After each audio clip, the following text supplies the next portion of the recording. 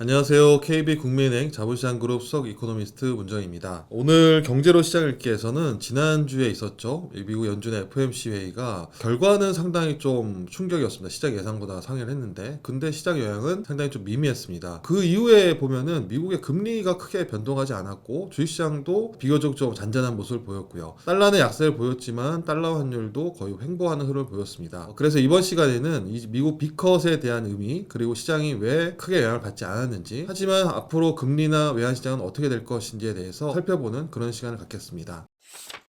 네, 지난주 18일, 19일 날, 그러니까 우리나라 이제 추석 이후죠. 연휴가 끝나고 다음날 새벽에 미국 연준의 FOMC 정례회가 종료가 됐습니다. 이번에도 사실 시작 전만 하더라도 9월 달에 연준이 25bp 금리 인하를 단행할 것이다. 금리 인하가 이제 시작될 것이다. 라고 보는 의견이 거의 90%였는데요. 다만 0.5%포인트 B컷보다는 0.25%포인트의 첫 번째는 좀 금리 인하를 시작하는 그런 신호가 되지 않겠느냐라고 봤습니다. 사실 미국 연준이 9월 달에 금리 인하를 할 것이다. 라는 의견이 좀 지배적이었는데 그 이유는 최근에 발표된 미국의 물가지표, PCE 물가지표나 아니면 근원 PCE 물가지표들이 전체적으로 좀 둔화세를 보이고 있고 특히 미국 연준이 이제 주목하는 물가지표인 근원 PCE 물가지표 같은 경우에는 전년비로는 한 2.6%를 기록을 했습니다. 반면에 미국 시장이 그동안에 이제 금리가 계속 고금리를 유지했던 부분은 사실 고용이 상당히 좋았다는 부분인데 지난 7월달, 8월달 이어서 2개월 연속 고용시장이 상당히 안 좋았습니다. 비농업 취업자 수는 10만 명대로 떨어졌고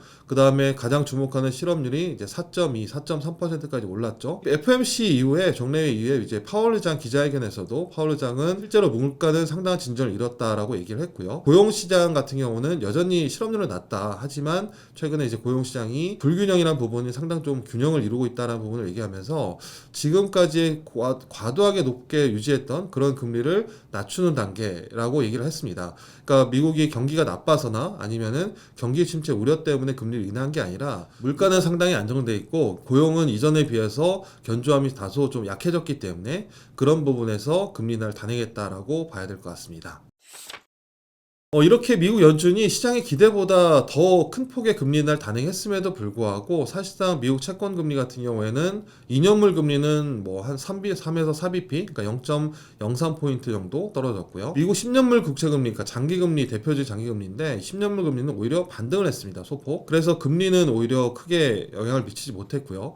미국의 증시 같은 경우는 다우산업지수 같은 경우는 최고치를 기록을 했고 나스닥 지수도 반등을 했습니다. 하지만 급격한 금리, 그러니까 주가가 올라갔다거나 이런 건 아니었죠. 달러는 약세를 보였습니다. 그런데 이제 가장 미국 기준금리 영향을 많이 받는 그런 이제 국채금리가 크게 움직이지 않았다는 부분인데 이제 왜 그렇냐라는 거죠. 일단 미국 연준에서 제시하는 이제 경제전망 테이블이 있습니다. SAP라고 하는데 이 보통 이제 분기마다 한 번씩 나오죠. 3월, 6월, 9월 그리고 다음이 이제 12월에 나올 예정인데 이번에도 어김없이 9월달 경제전망 SAP 표가 발표가 됐습니다. 근데 이 SAP 표를 보면 테이블을 보면은 올해가나 내년 같은 경우는 실업률을 0.4%포인트 그리고 0.2%포인트 올렸습니다. 고용이 안 좋다라는 것을 좀 반영을 한 것 같고요. 반면에 이제 물가지표, 그러니까 PC 물가나 근원 PC 물가지표는 상승률은 0.1에서 0.2%포인트씩 낮췄습니다. 그래서 고용은 다소 안 좋아지고 물가는 예상보다 빨리 떨어지고 있다라는 것을 보여주고 있죠. 그래서 금리를 이제 굳이 5%보다는 4%대로 낮아질 것이다라고 보고 있는데 시장에서 가장 주목했던 게 이제 경제 성장률이었습니다. 성장률 같은 경우에는 기존보다 0.1%포인트 낮췄지만 2024년, 5년, 6년, 7년까지 모두 2.0%를 그대로 유지를 했습니다. 그러니까 결국에 실업률이 올라가고 물가가 떨어지는 그러니까 수요가 약해짐에도 불구하고 경제 성장률을 유지했던 부분은 이 물가 상승률 자체가 경제에 크게 영향을 주지 않을 것이다 라고 보는 것 같아요. 그래서 연준이 봤을 때는 이번에 금리를 낮추는 부분은 결국에는 경제가 정상화되는 과정 이런 과정에서 경제가 크게 흔들리지 않는데 금리가 과도하게 높았던 부분을 다소 완화시켜주는 그런 부분으로 봐야 된다라는 부분이죠. 이 얘기는 파월 의장의 기자회견에서도 거의 유사했습니다. 경기 침체의 가능성은 희박하다. 그런데 고용이나 이런 것들을 더 위축되기 전에 선제적인 대응을 위해서 금리를 낮춘다라고 얘기했기 때문에 사실상 시장에는 다소 안도감을 줬죠. 그리고 올해 4.4%까지 낮춘다면은 그렇게 큰 폭의 금리 인하를 기대하기 좀 어렵기 때문에 결국에는 미국 경제가 그렇게 침체 우려나 아니면은 불확실성이 커졌다고 보기 어렵기 때문에 그런 측면에서 시장에 미친 영향이 상당히 좀 미미하지 않았나라고 보고 있습니다. 다음은 이제 보통 우리가 앞에서 말씀드린 것처럼 연준의 이제 경제 전망 SEP 테이블 얘기를 했었는데, 또 주목하는 부분은 점도표입니다. 도플러시라고 해서 사실 이제 연준 위원 17명이 연말마다, 그러니까 2024년 말, 5년 말, 6년 말, 7년 말, 그다음 장기까지 해서 과연 이제 미국의 전체 금리가 어느 수준으로 갈 거냐라는 것을 이제 점을 찍는 거죠. 그래서 이제 보통 점도표라고 얘기하는데, 17명의 위원들이 이제 그 점을 찍었죠. 올해 연말 목표 금리는 대략 한 4.4%. 근데 점도표 찍힌 거 보면은 대략 4.25에서 4.5%에 거의 집중돼 있습니다. 그리고 그거보다 높게 전망하는 위원이 2명이 있다라는 거죠. 그래서 아마 4.4, 낮아도 4.25에서 4.5 아니면은 4.5보다 높게 형성될 가능성이 높고요. 근데 지금 9월 달에 50bp 금리를 인하했기 때문에 사실 기준금리 상단은 5.0이라서 지금보다 낮춘다면은 한 50bp 정도 인하한다라고 보는 거죠. 그래서 11월 다음 회의가 11월, 12월인데 만약에 두 번 중에 한 번에 50bp를 인하하든가 아니면은 11월에 25bp, 12월에 25bp 인하한다라고 볼 수 있습니다. 그런데 지금 미국 경제 자체가 뭐 소비 지표도 아직은 좀 견조하고요. 실업률은 좀 올라갔지만 사실 실업률은 이제 경기 후행 지표이기 때문에 아직까지 미국 경제가 뭐 그렇게 나쁘지 않다고 본다면 아마 50bp를 연달아서 인하하기보다는 11월, 12월에 걸쳐서 25bp씩 인하하면서 이제 금리 압력, 금리가 높게 형성되는 시장이 부담되는 부분을 좀 줄여주는 그런 단계가 되지 않을까라고 보고 있고요. 2025년 말 목표 금리는 이제 3.4%입니다. 그러니까 올해 말 4.4% 중립급 중간 정도 실효금리라고 보통 얘기하는데 이 정도에서 내년 말 3.4니까 사실 이제 100bp 인하죠.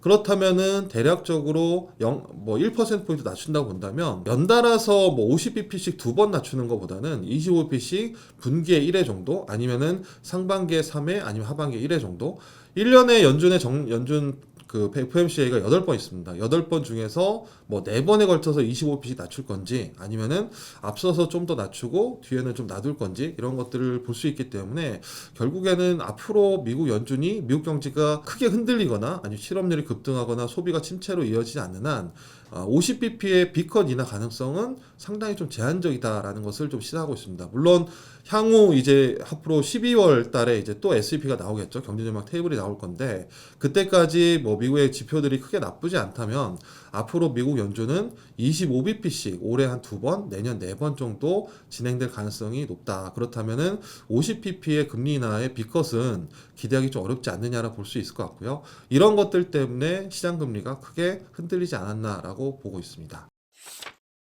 네, 앞서 말씀드린 것처럼 미국의 이제 정책 금리가 많이 그러니까 하락됐지만 실제로 국채 금리는 많이 안 움직였습니다. 그래서 또 하나 이제 특이한 점은 이제 2년물로 단기 금리를 보고 장기물로는 이제 10년물 금리 대표적으로 보는데 10년물과 2년물 금리를 차감한 것을 이제 장단 금리 차라고 얘기하죠. 9월 달 들어와서 장단 금리 차가 재역전됐습니다. 그러니까 기존에는 이제 2년물 금리가 높았고 10년물이 낮았기 때문에 마이너스 금리였죠. 금리차 역전이었는데 그게 9월달 들어와서 미국 연준이 이제 금리 인하할 것이다라는 기대감 그리고 실제로 금리 인하를 했고 그런 측면에서 2년물 금리가 더 많이 내려왔고 10년물 금리는 크게 안 움직였습니다. 그래서 이 장단기 금리차의 재역전 혹은 장단기 금리차의 정상화라고 얘기하는데요. 과거에도 보면은 이제 금리를 본다면 앞으로 이제 시작이 된 거죠. 5.5에서 5.1을 낮췄고 올해 4.5, 내년 3.5 뭐 그 이하로 갈 수도 있겠지만 많이 낮춰야 아마 3% 정도 될 겁니다. 이번에 연준의 경제전망 테이블에서도 장기 금리 정도를 2.9% 보기 때문에 결국에 지금 연준이 금리를 시작하면은 한 2.9까지 내린다는 거죠. 대략 한 3.0까지 그렇게 보고 있는데 이 문제는 이렇게 금리가 만약 인하한다고 했을 때 똑같이 그러면은 시장 금리가 내려갈 거냐라는 거죠. 지금 목표 금리 자체가 5.에서 5.5에서 5.0을 낮춰졌지만 2년물 국채 금리는 3.6%대고 10년물은 3.7%대입니다. 금이 이미 정책 금리보다는 대략 한 130bp에서 140bp 정도 언더돼 있는 거죠. 그러니까 그만큼 2년물 금리나 장기 금리 모두가 연준의 최종 목표 금리를 향해서 거의 이제 반영하고 있다라는 겁니다. 1990년 이후로 이 정책 금리, 미국의 연준의 정책 금리와 2년물 금리의 격차, 그러니까 2년물 금리가 훨씬 높겠죠. 기간 프리미엄 있으니까. 대략적으로 2년물 금리가 정책 금리보다 한 30에서 40bp 정도, 그러니까 0.3에서 0.4%포인트 정도 높았습니다. 그런데 그런데 10년물 금리, 장기 금리죠. 기간 프리미엄 훨씬 길기 때문에 더 높게 금리가 형성돼야 됩니다. 그래서 경제가 정상화되고 금리가 어느 정도 정상화되면은 대략적으로 1.3%포인트에서 1.6%포인트까지 10년물 금리가 높았습니다. 그러니까 지금보다 2년물 금리 같은 경우는 이제 미국 정책금리 3%까지 떨어진다면 지금 한 30bp 보면은 3.6에서 30bp 더 내려갈 놈은 있고요. 반면에 10년물 금리는 미국 연준의 정책금리가 3% 갔을 때 정상금리는 과거 경험적으로 대략 한 4.3% 정도, 많게는 4.5%까지 가야 됩니다. 근데 지금 3.7%이기 때문에 결국에는 2년물 금리는 내려가는 쪽이 조금 더 우세할 것 같지만 10년물 금리가 내려갈 폭은 크지 않다라고 볼 수 있을 것 같습니다. 그러면 앞으로 올해 말 아니면 내년까지 봤을 때 향후에 미국의 금리 인하가 진행되면은 결국에는 단기 금리는 하락하고 장기 금리는 크게 움직이지 않으면서 장단 금리 역전폭, 그러니까 재역전인 거죠. 플러스 폭이 점점 더 커지는 그런 구간이 형성될 겁니다. 그래서 앞으로 미국의 금리 인하를 할 때마다 장기 금리보다는 단기 금리가 더 내려갈 룸은 있지만 단기 금리도 이미 많이 반영했기 때문에 금리의 시장 금리 하락폭은 좀 제한적이지 않을까라고 봐야 될 것 같습니다.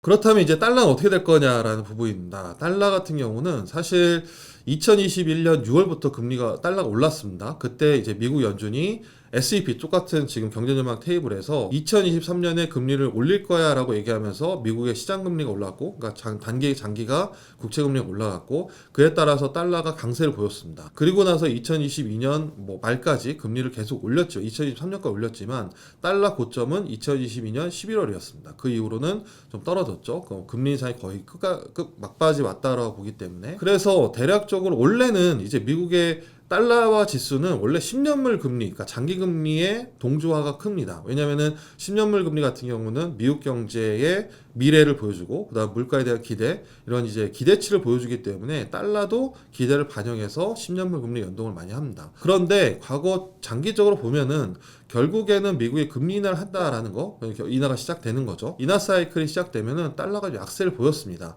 그 이유는 그동안의 고금리의 달러, 금리를 많이 주는 그런 달러였지만 금리를 낮추기 시작하면은 고금리의 달러에 대한 기대 아니면은 선호 자체가 떨어지게 되는 거죠.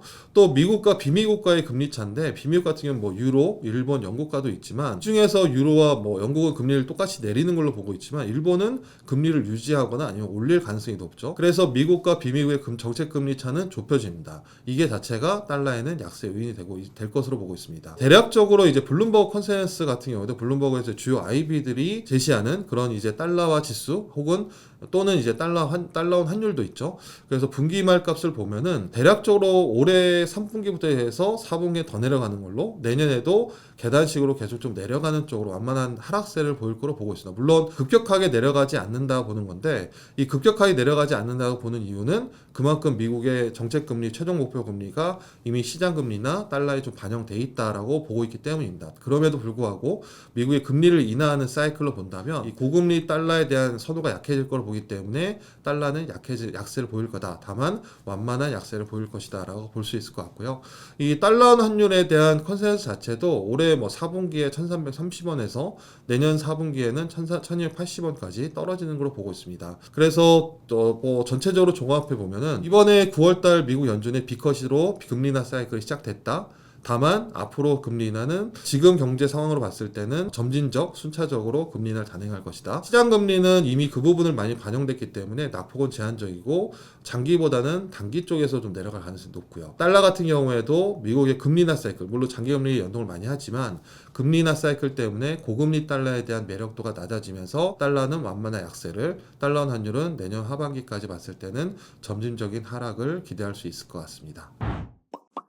네, 이번 경제로 시장 읽기에서는 미국의 비컷 이후의 경제, 그리고 비컷에 대한 해석, 그리고 향후 금리와 환율에 대한 시장의 예상, 그리고 앞으로 어떻게 될 거에 대한 부분에 대해서 좀 살펴봤습니다. 오늘 시간은 여기서 마치고요. 다음에 경제로 시장 읽기 다른 주제로 찾아뵙겠습니다. 이상 마치겠습니다. 감사합니다.